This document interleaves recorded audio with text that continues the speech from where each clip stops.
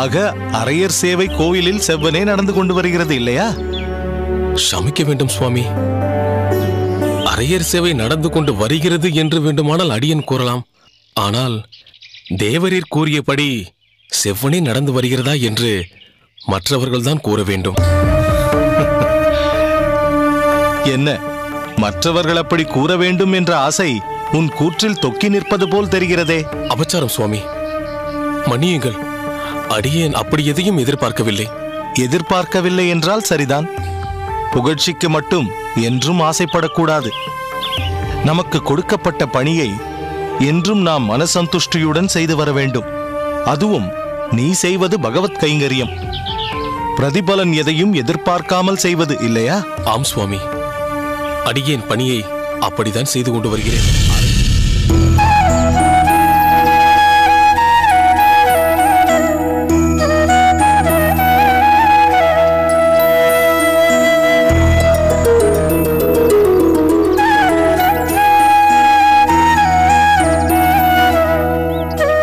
அரையருக்கு வந்தனம்.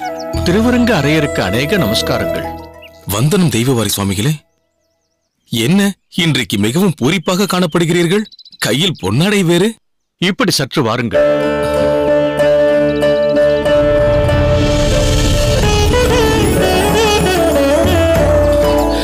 என்ன சுவாமி இதெல்லாம்? சொல்கிறேன், கையை நீட்டுங்கள்.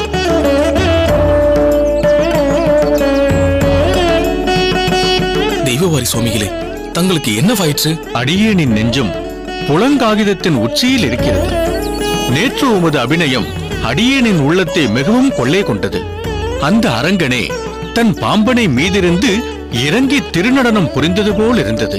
ஊரிலேன் காணியில்லை, உறவு மற்றொருவர் இல்லை, பாரிலின் பாதமூலம் பற்றினேன் பரமமூர்த்தி, காரொளி வண்ணனே கண்ணனே கதறுகிறேன், ஆருளர் கலைகணம்மா அரங்கமா நகருளானே என்று தாங்கள் உள்ளமுருகி காட்டிய பல பாவனைகள் அப்பப்பா அடியேனின் மேனி சிலிர்த்து விட்டது.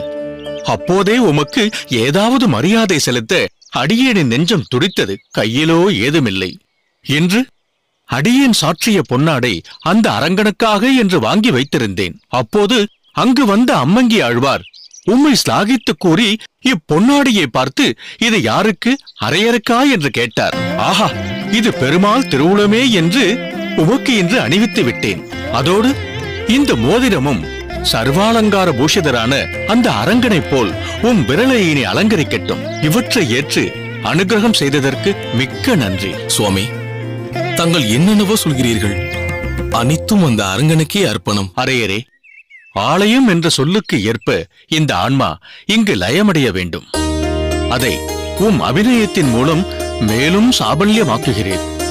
அதற்கு இந்த அடியேன் செய்தது மிகவும் சொற்பமான மரியாதையே. போதும் சுவாமி,